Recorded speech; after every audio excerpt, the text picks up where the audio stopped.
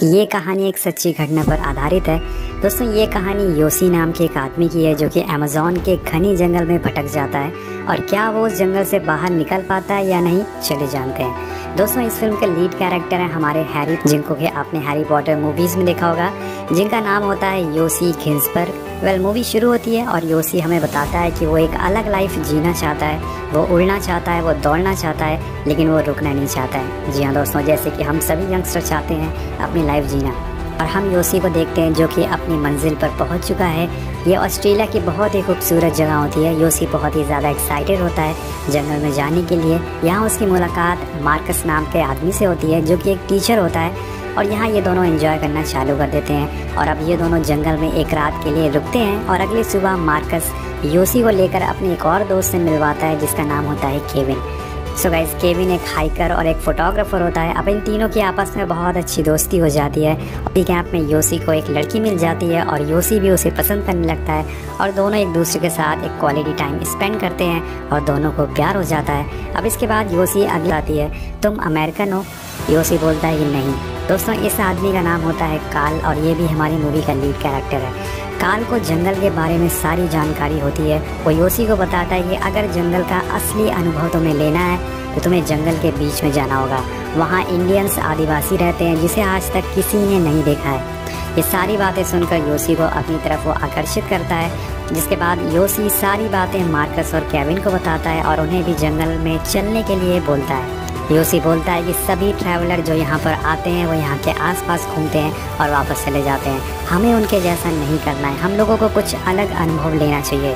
सो पहले तो वो दोनों मना करते हैं लेकिन बाद में जाने के लिए तैयार हो जाते हैं। और इसके बाद ये चारों लोग प्लानिंग करते हैं कि ये कैसे जंगल के अंदर जाएंगे। कालू ने मैप में टोरोमोन्स इंडियन की लोकेशन दिखाता है और बोलता है कि हमें पहाड़ियों पे चढ़कर जाना होगा। हमें लगभग 3 से 4 दिन लगेंगे वहाँ पहुँचने में और सभी लोग तैयार हो जाते हैं जाने के लिए। सो गाइस, ये लोग एक प्लेन हायर करते हैं और जंगल के बीच में जाके उतरते हैं। अब इनमें से योसी सबसे ज़्यादा एक्साइटेड होता है, उसे कुछ ना कुछ नया देखने को ज़रूर मिलेगा, उसका ऐसा मानना था इस जंगल में। अब रात होने पर ये सभी लोग कैंप लगाकर जंगल में आराम करने हमला कर दिया है, जिससे कि वो बहुत ज़्यादा डर जाता है। इस पर उसके सभी दोस्त उसका मजाक उड़ाते हैं। वेल अगले दिन ये सफ़र पर निकल पड़ते हैं और बहुत तेज़ बारिश होना चालू हो जाती है, लेकिन ये हार नहीं मानने वाले थे। ये आगे बढ़ते रहते हैं, जिसके बाद आगे बढ़ने पर इन्हें एक दूसरा कबीला मिल जाता है। ये देखकर सभी लोग बहुत खुश हो जाते हैं।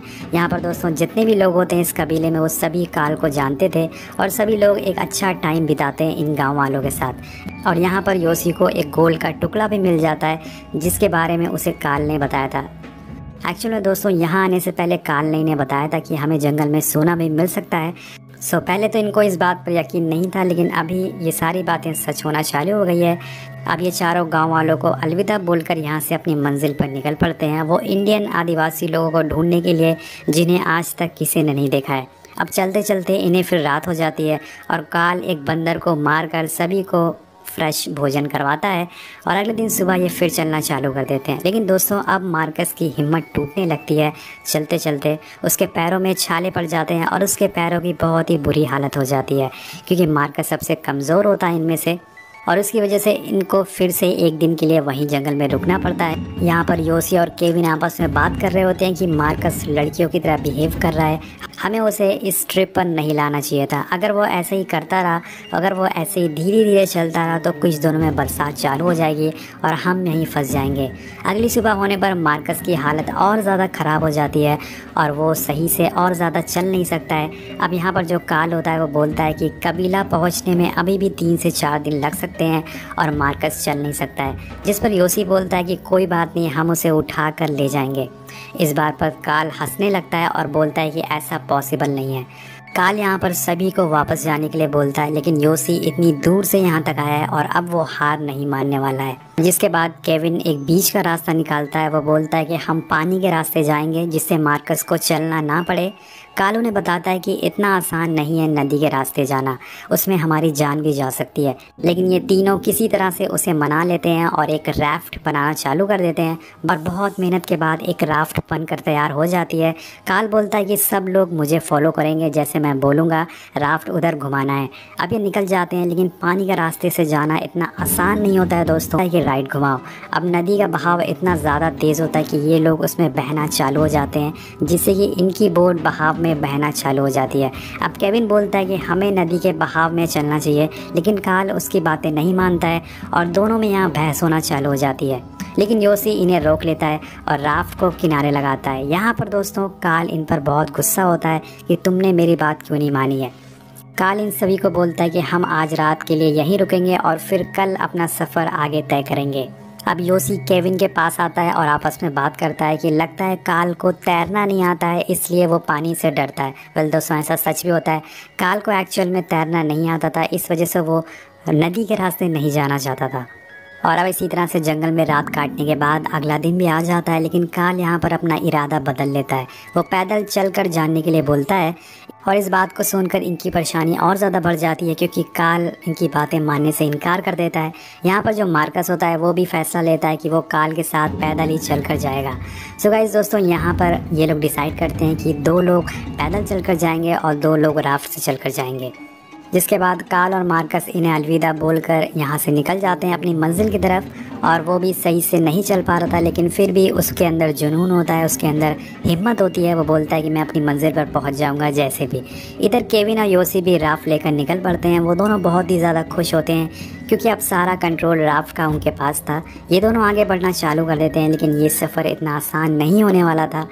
इसके बाद योसी आराम से बोट पर लेटा होता है, तभी इनकी राफ्ट लहरों में फंस जाती है और अब एक बहुत ही बड़ी लहर इनकी तरफ आती है और इनकी राफ्ट को पलट देती है, जिससे कि एक पत्थर पर जाकर ये लोग रुक जाते हैं। और यहाँ ये दोनों फंस चुके थे, लेकिन केविन बोलता है कि मुझे किनारे पर जाना होगा अगर हमें अपनी जान बचानी है। मैं किनारे पर पहुँच जाऊँगा तो तुम रस्सी फेंकना, जिससे कि मैं तुम्हारी रस्सी पकड़कर तुम्हें भी बचा सकूँगा। लेकिन योसी बोलता है कि ये बहुत ही ज़्यादा खतरनाक है, तुम पानी में बह सकते हो। एक्चुअल में दोस्तों योसी बहुत ही ज़्यादा डर जाता है और केविन उसे सहारा देता है और बोलता है कि घबराओ मत, मैं किनारे पर पहुंचकर तुम्हें खींच लूँगा, तुम्हारी जान बचा लूँगा। केविन जैसे तैसे कर किनारे पर पहुंच जाता है और योसी को रस्सी फेंकने के लिए बोलता है, लेकिन तभी एक लहर, बहुत ही तेज़ लहर आती है और योसी को टक्कर मारती है और वो नदी में बह जाता है। केविन अपने सामने योसी को बहता हुआ देखता है, लेकिन वो कुछ नहीं कर सकता था। योसी लहरों से बचकर जब बाहर निकलता है तो केविन को आवाज़ लगाता है, उसे बहुत ढूंढने की कोशिश करता है। योसी बहकर बहुत ही आगे आ चुका था, केविन पीछे कहीं छूट चुका था।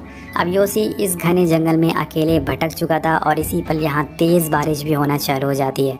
योसी के पास ना तो खाने के लिए खाना है और ना ही रहने के लिए कैंप, लेकिन ऊपर वाला उसका साथ देता है और योसी को नदी में अपना बैग दिखता है। वो भाग कर जाता है, उस बैग को लेता है और उस बैग में एक छोटी सी बाइबल होती है और कुछ गोलियाँ होती हैं। एक्चुअली दोस्तों ये गोलियाँ इन लोगों ने यहाँ आने से पहले ली थी, ताकि इन्हें खाकर इन्हें थोड़ी एनर्जी मिल सके और ये ज़्यादा टाइम तक चल सके।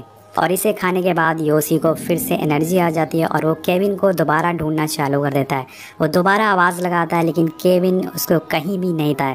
वो नदी का नक्शा बनाकर डिसाइड करता है कि वो उसे फॉलो करते हुए यहाँ से निकलेगा। अब आगे चलने पर उसे बहुत ही तेज़ भूख लगी होती है, लेकिन उसके पास खाने के लिए कुछ भी नहीं होता है। और रात में सोते टाइम उसे एक आवाज़ आती है। वो सोचता है कि ये केविन की आवाज़ है, लेकिन जब वो सामने देखता है तो उसे वहाँ पर मार्कस दिखता है। लेकिन जब वो टॉर्च जलाकर देखता है तो वहाँ पर कोई नहीं होता है। ये सिर्फ उसका एक भ्रम था, एक हेलुसिनेशन था।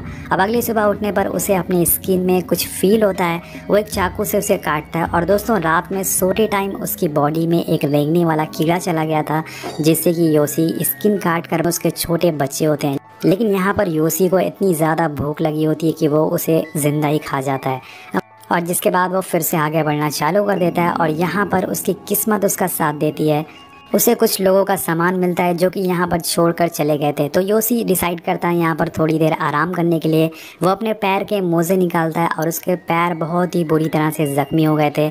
इसे देखकर वो रोने लगता है और उसे एहसास होता है कि मार्कस को कैसा लग रहा होगा जब उसके पैर भी ज़ख्मी हो गए होंगे। तो जिसके बाद वो मार्कस को सॉरी बोलता है कि उसने उसे अकेला छोड़ दिया और अपने आप को कोसने लगता है कि वो कितना डरपोक है कि उसने मार्कस को अकेले छोड़ दिया।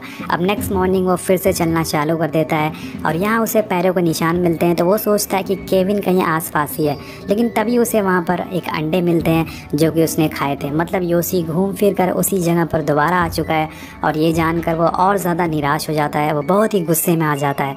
और दूसरी साइड हमें दिखाया जाता है कि कुछ गाँव वालों को केविन नदी के किनारे मिल जाता है जो कि अभी भी जिंदा होता है। तो गाँव वाले उसे कैंप में ले आते हैं और ठीक होने पर केविन वहाँ के ऑफिसर से बताता है कि उसका दोस्त अभी भी जंगल में फंसा हुआ है और उसे बचाना ज़रूरी। कपड़ा दिखाता है लेकिन प्लेन बहुत ही ज़्यादा ऊपर होता है जिससे कि ये लोग उसे देख नहीं पाते हैं और केविन वहाँ से वापस चला जाता है। लेकिन और यहाँ पर केविन के हाथ कुछ नहीं लगता है, लेकिन केविन भी हार नहीं मानने वाला था और एक बोट के ड्राइवर को वहाँ पर चलने के लिए मनाता है। बोट का ड्राइवर उसे समझाने की कोशिश करता है कि अब 3 हफ्ते से ज़्यादा समय हो चुका है, तुम्हारा दोस्त मर चुका होगा, अब कोई फ़ायदा नहीं है उसे ढूंढने का। लेकिन केविन को कहीं ना कहीं यकीन होता है कि वो अभी भी ज़िंदा होगा और वह बोट लेकर वहाँ से निकल पड़ता है उसे ढूंढने के लिए। और इधर हम योशी की हालत देखते हैं जो कि बहुत ही ज़्यादा ख़राब हो चुकी है। वो ज़मीन पर पड़ा होता है, तभी उसे किसी की आवाज़ सुनाई देती है और वहाँ पर देखने पर उसे एक आदिवासी लड़की मिलती है। वो लड़की योशी को देखकर भागने लगती है, डर जाती है, लेकिन वो उसे समझाता है कि वो रास्ता भटक चुका है, उसे उसकी मदद चाहिए। बेसिकली दोस्तों ये लड़की भी रास्ता भटक चुकी होती है और ये भी जंगल में कहीं घूम रही होती है। ना इसके पास खाने के लिए खाना होता है और ना ही रहने के लिए घर। योशी को नहीं पता होता है कि उसे इंग्लिश आती है या नहीं, लेकिन फिर भी वो उससे बात करता रहता है क्योंकि इतने दिनों बाद उसे किसी इंसान को देखा था जिससे कि उसको थोड़ा हौसला मिलता है और योशी उसे लेकर आगे बढ़ना चालू कर देता है। वो उससे बातें करता रहता है जिससे कि उस लड़की को भी हौसला मिल सके और वो ज़िंदा रह सके। अब रात होने पर योशी उस लड़की को बड़े प्यार से अपने हाथ पर सुलाता है, लेकिन सुबह हम देखते हैं कि वो लड़की वहाँ से गायब है। दोस्तों योशी के साथ कभी वो लड़की थी नहीं, ये सब उसका एक वहम था, एक हेलुसिनेशन था। वो सिर्फ उस लड़की को अपने पास इमेजिन कर रहा था, वो रियलिटी में उस लड़की से कभी मिला ही नहीं था। अब धीरे धीरे भूख और प्यास के कारण वो अपना मानसिक संतुलन खोने लगता है और वो हंसते हुए आगे बढ़ने लगता है, लेकिन तभी उसका पैर एक दलदल में फंस जाता है और वो ज़मीन के अंदर धंसना चालू हो जाता है। लेकिन फिर वो अपने आप को कंट्रोल करता है और उसके बाद उसे एक बात याद आती है कि गॉड हमेशा मेरे साथ है। इसे याद करके उसे थोड़ी हिम्मत मिलती है और वो उस दलदल से बाहर निकलता है। लेकिन यहाँ उसकी परेशानियाँ कम नहीं होती है, उसके पूरे शरीर में चींटियाँ लिपट जाती हैं और इन चींटियों के काटने से उसे ऐसा लग रहा था कि उसके शरीर पर कोई कील ठोक रहा है। जी हाँ दोस्तों, उसे इतना ज़्यादा दर्द हो रहा था। इसी पर उसे अपनी सारी ज़िंदगी फ्लैशबैक में दिखाने लगती है और थोड़ी राहत मिलने पर वो नदी के किनारे पहुंच जाता है और वहां पर एक टर्टल से मिलकर उसे बात करना चालू कर देता है। योशी पूरी तरह से उम्मीद छोड़ चुका है कि उसे कोई बचाने वाला यहाँ पर आने वाला है और वो खुले आसमान को देखकर यहीं पर सो जाता है। और अगली सुबह हम देखते हैं कि केविन बोट लेकर उसे ढूंढने पहुँच जाता है उसके पास। वो वहीं जाता है जहाँ पर वो योशी को छोड़कर आया था, लेकिन योशी उसे कहीं भी नहीं दिखता है और निराश और हताश होकर केविन यहाँ से जाने लगता है। लेकिन तभी योशी की आँख खुलती है और वो केविन को देख लेता है। लेकिन यहाँ पर दोस्तों योशी इतना ज़्यादा कमज़ोर हो चुका था कि उसकी आवाज़ नहीं निकलती है मदद के लिए, लेकिन ऊपर वाला गॉड योशी के साथ होता है। केविन जाते हुए उसे देख लेता है और ज़ोर से चिल्लाता है, योशी मैं आ रहा हूँ, तुम डरना मत, मैं यहाँ पे आ रहा हूँ। और यहाँ पर केविन अपनी बोट घुमाता है और योशी की जान बचा लेता है। इसीलिए कहते हैं कि दोस्त एक ही बनाओ लेकिन वो सच्चा होना चाहिए, जैसे कि केविन वो सच्चा दोस्त था जिसने कि कभी हार नहीं मानी और वो फाइनली योशी को लेकर गाँव में पहुँच जाता है। पूरे गांव वाले बहुत ही शौक नज़रों से योशी को देखते हैं कि वो अभी भी ज़िंदा कैसे है। योशी यहाँ पर केविन का शुक्रिया अदा करता है कि उसने उसकी जान बचाई, जिस पर केविन भी उसे शुक्रिया बोलता है कि उसने भी पहले उसकी जान बचाई थी और ये भी उसका फ़र्ज़ था। जिसके बाद अब एक बच्ची योशी के पास आती है और उसे एक फूल देती है, जिसके बाद सभी गांव वाले योशी के पास आते हैं और गॉड का शुक्रिया अदा करते हैं कि उसने उसे ज़िंदा रखा था। यहाँ पर मूवी ख़त्म हो जाती है दोस्तों, और ये एक बहुत ही अमेजिंग सर्वाइवल मूवी है। ये कहानी हमें सिखाती है कि कभी ज़िंदगी में हार नहीं मानना चाहिए। सो दोस्तों, जैसे मैंने आपको बताया कि ये फिल्म एक सच्ची घटना पर आधारित है, तो आपको भी ये मूवी एक बार ज़रूर देखना चाहिए। मूवी का नाम है जंगल, जो कि 2017 में रिलीज़ हुई थी। मूवी के एंड में हमें बताया जाता है कि केविन और योशी ठीक होने के बाद दोबारा मार्कस और कार्ल को ढूंढने के लिए गए थे